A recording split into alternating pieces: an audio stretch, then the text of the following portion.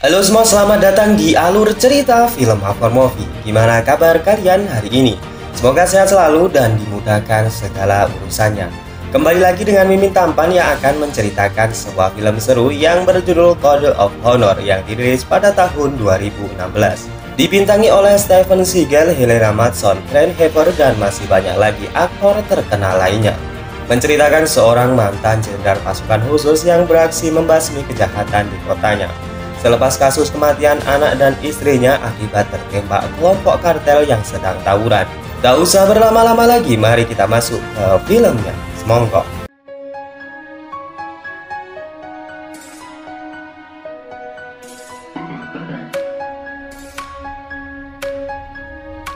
Film dibuka dengan memperlihatkan seorang mantan sniper pasukan khusus mengintai dua kelompok kartel yang sedang bertransaksi barang haram. Entah apa tujuan dan maksudnya, sniper yang diketahui bernama Robert terlihat sangat geram dan dendam melihat para sampah masyarakat tersebut. Sehingga tak berselang lama pun ia langsung menembaki mereka tanpa ampun.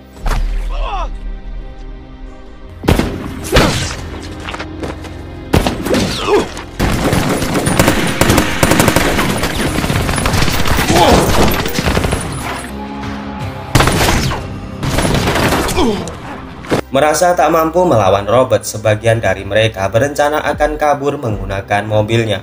Namun ternyata Robert juga telah siap dengan bom yang ia letakkan di mobil itu.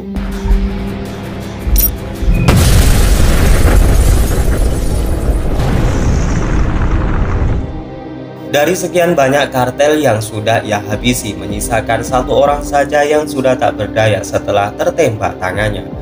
Di sana Robert dengan sengaja menyisakan satu orang sebagai teror dan ancaman jika yang sudah melakukan ini hanya dia seorang. Keesokan paginya wartawan dan pihak berwajib sudah berkumpul di TKP. Terlihat dari pihak kepolisian setempat seorang detektif yang bernama James akan mengambil kasus ini. Sempat dibingungkan kenapa terjadi pertumpahan darah yang amat mengerikan di kotanya. James mengira jika ini merupakan ulah dari pasukan khusus yang diperintahkan untuk menghabisi mereka semua. Yang padahal kita semua tahu jika Robert seorang dirilah yang sudah membantai dua kartel ini.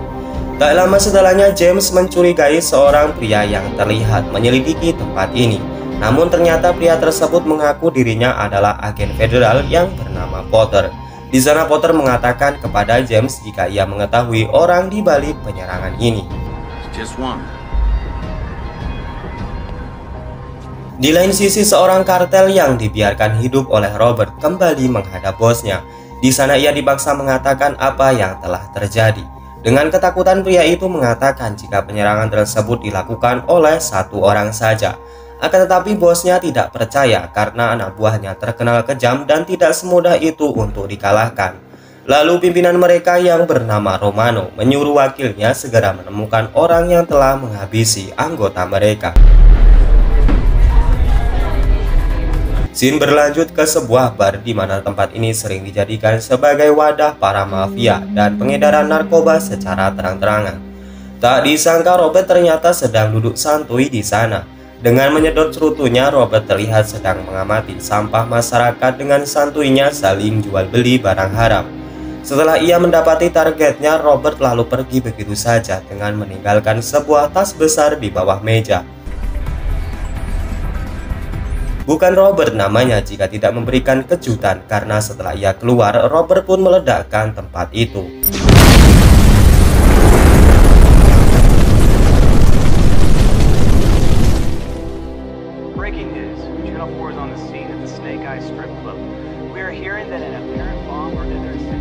Detektif James dan asistennya kembali mendatangi bar yang sekarang sudah menjadi puing-puing gosong.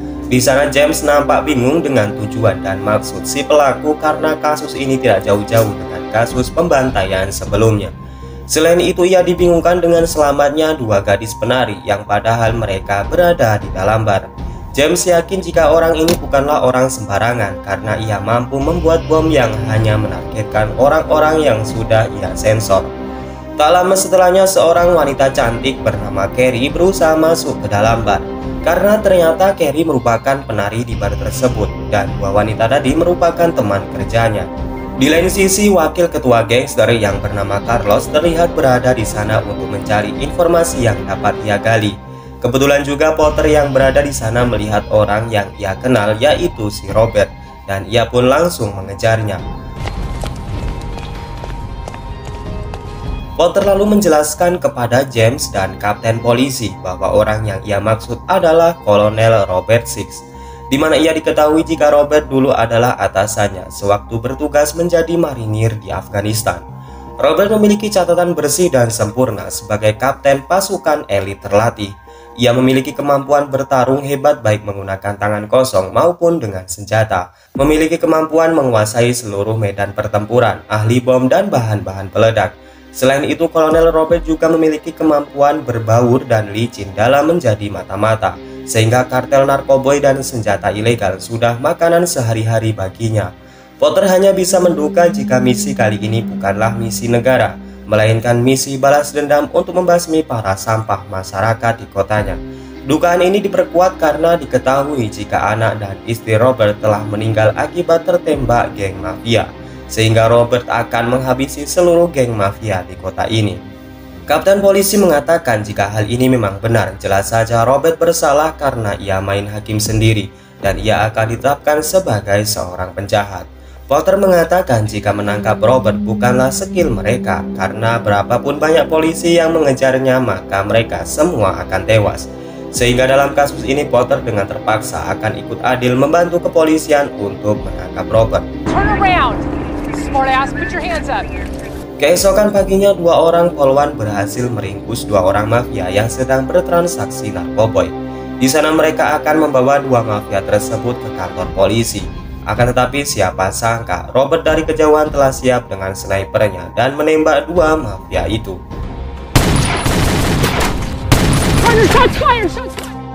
Romano, si pimpinan mafia, terlihat sangat geram karena selain anak buahnya dihabisi, sekarang salah satu barnya sudah hangus dengan debu. Carlos mengatakan jika seorang penari yang bernama Carrie mengaku jika sebelum kejadian ia melihat orang bertubuh besar mengerikan duduk di dalam bar.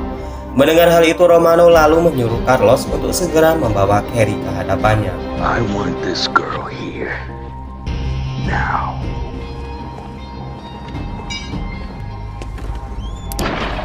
Potter yang masih penasaran mendatangi bar yang sekarang tinggallah puing-puingnya.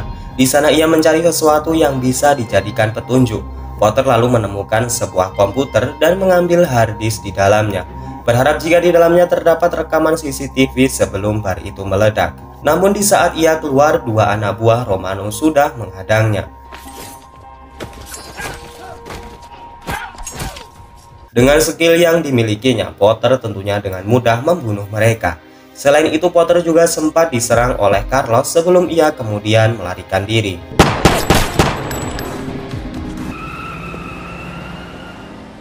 Scene kemudian berpindah ke sebuah tempat di mana seorang mafia tengah memalak uang lontenya. Di sana si mafia tidak sadar jika nyawanya sudah berada di tangan Robert.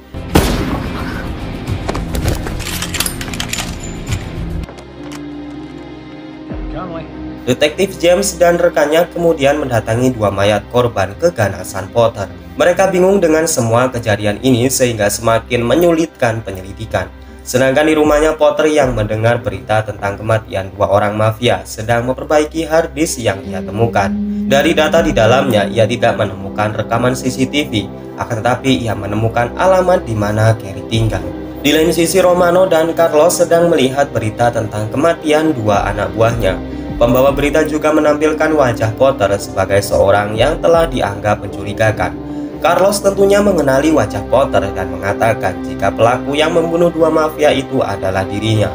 Mendengar hal itu, Romano langsung menyuruh Carlos segera menangkap Potter dan juga Carrie. Saat Carrie hendak pergi, ternyata anak buah Romano sudah di sana dan menangkapnya. Carrie dipaksa untuk mengatakan siapa orang mengerikan yang pernah ia lihat di dalam bar sebelum terjadinya ledakan bom. Namun ternyata Potter juga sedang berada di sana. Dalam ketakutan, Carrie diancam agar tidak buka mulut kepada Potter. Melihat raut muka Carrie yang aneh, Potter langsung paham jika anak buah Romano sedang mengancamnya, sehingga dengan cepat Potter pun menghabisi mereka.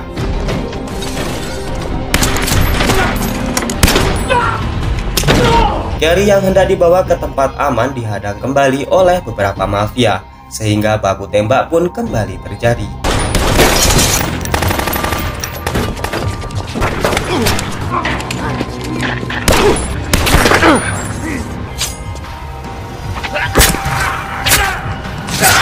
Potter hendak ditembak oleh seorang mafia yang patah tangannya. Akan tetapi secara mengejutkan Robert datang dan langsung menyelamatkannya. Di sana Robert menyuruh Potter untuk tidak ikut campur dalam urusan ini. Sebagai bawahannya, Potter paham jika selamanya ia tidak bisa menandingi kemampuan sang jenderal. Akan tetapi Potter mengatakan jika ia akan membuktikan suatu hal kepada Robert, karena tindakan ini adalah salah dan menyalahi aturan. Sebelum Robert pergi, ia menyuruh Potter menemuinya di klub setan nanti malam seorang diri. Di gedung pemerintahan terlihat Pak Wali Kota sedang berpidato jika ia akan menyuruh seluruh polisi untuk menghentikan orang yang sudah sewenang-wenang main hakim sendiri di kotanya. Dan di sini kita diberitahu jika Pak Wali Kota sudah berselingkuh dengan lontenya. Di sebuah tempat, Robert sudah mengincar beberapa mafia yang sedang menunggu pembeli narkoboy. Dengan wajah tak bersalah sedikit pun, Robert lalu menembaki mereka semua.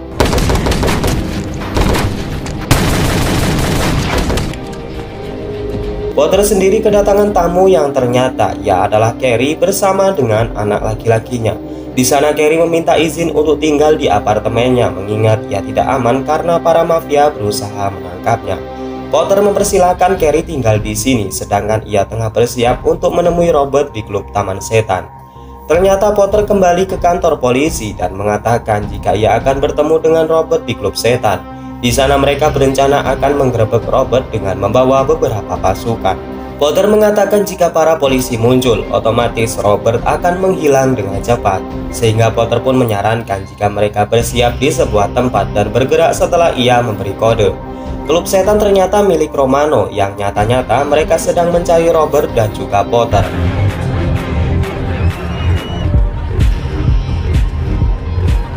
Setelah ia duduk di meja yang sama dengan Robert, Potter mengatakan kepada mantan jenderalnya untuk berhenti main hakim sendiri. Namun Robert mengatakan jika ia hanya melakukan apa yang seharusnya dilakukan oleh seorang marinir. Selain membasmi kejahatan di luar negara, mereka juga berkewajiban membasmi kejahatan di negaranya sendiri. Adu mulut tersebut diakhiri dengan Potter yang menyuruh para polisi segera bergerak. Detective, get in here and let's take this son of a bitch down. You're not gonna shoot me. I hope you don't think I've gone that soft. Namun ternyata Robert selangkah lebih maju karena ia tahu jika Potter membawa polisi. Maka ia telah memasang bom di tempat duduk Potter. Di sana Robert mengatakan jika Potter mengangkat sedikit saja bokongnya, maka dapat dipastikan bom akan meledak dan membunuh seluruh pengunjung di klub ini. Karena tak ingin orang tak bersalah menjadi korban selanjutnya, Potter pun membiarkan Robert untuk pergi. Carlos yang mengetahui Robert tengah di klubnya langsung menyuruh anggotanya segera menyerbu. Sehingga dengan membagongkan, Potter harus melawan para mafia tersebut tanpa sedikit pun mengangkat bokongnya.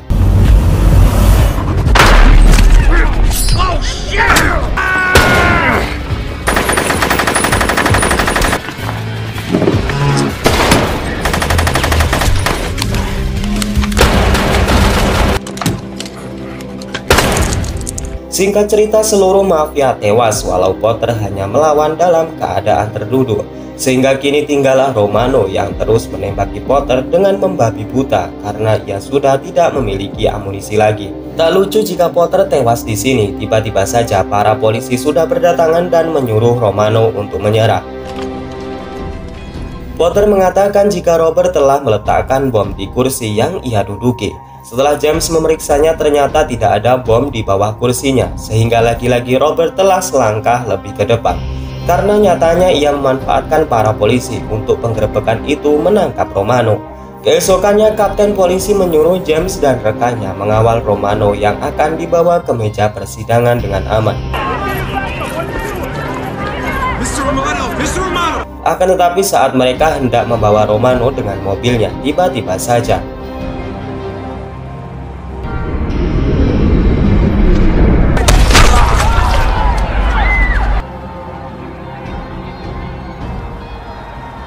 Dengan jarak puluhan kilometer, Robert berhasil menembak tepat di kepala Romano, di mana sekali lagi ia tidak akan membiarkan sampah masyarakat, atau bisa dikatakan bos sampah masyarakat, bisa hidup walau di penjara sekalipun.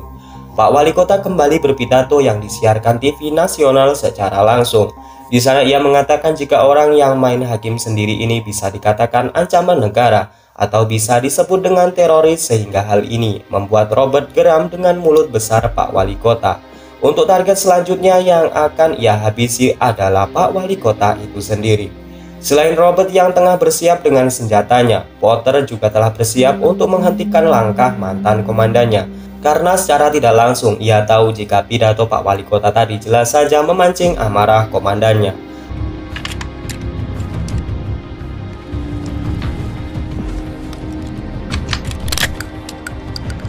Potter lalu menelpon polisi dan mengatakan jika target selanjutnya adalah Pak Wali Kota, sehingga para polisi pun segera diterjunkan untuk menyisir lokasi Pak Wali Kota yang ternyata ia tidak berada di kantornya.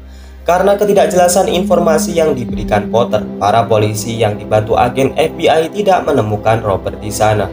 How hard could it be to find him? Find out who's screwing this week and track her down instead. It's a good idea.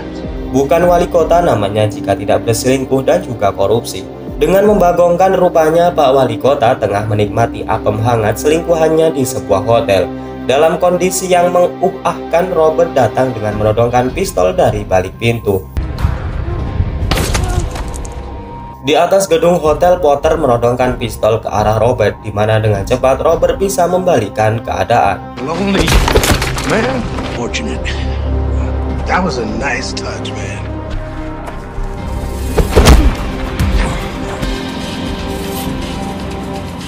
Para polisi yang telah mengetahui di mana Robert berada langsung dikerahkan menuju ke sana.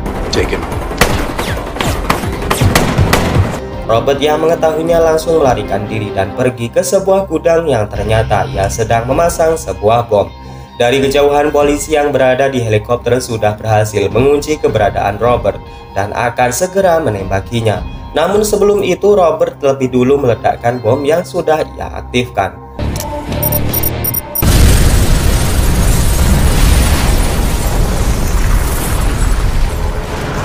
Di akhir cerita, para polisi dan tim evakuasi menyimpulkan jika tidak ditemukan mayat Robert dan juga Potter, sehingga kasus ini akan ditutup karena mereka dinyatakan telah mati. Namun di lain sisi, anak laki-laki Carrie mengatakan jika ia diberikan sarung baseball oleh teman Carrie, sehingga dari sini kita tahu jika Robert dan Potter tidaklah tewas dalam ledakan, melainkan rencana pura-pura mati sehingga mereka tidak akan dicari lagi. Dan kemudian film ini pun selesai. Terima kasih sudah menonton di channel ini. Mimin harap kalian suka dengan apa yang sudah saya sampaikan. Silahkan baku hantam dan tulis kritik serta saran kalian di kolom komentar. Saya Najah undur diri. Wassalamualaikum warahmatullahi wabarakatuh.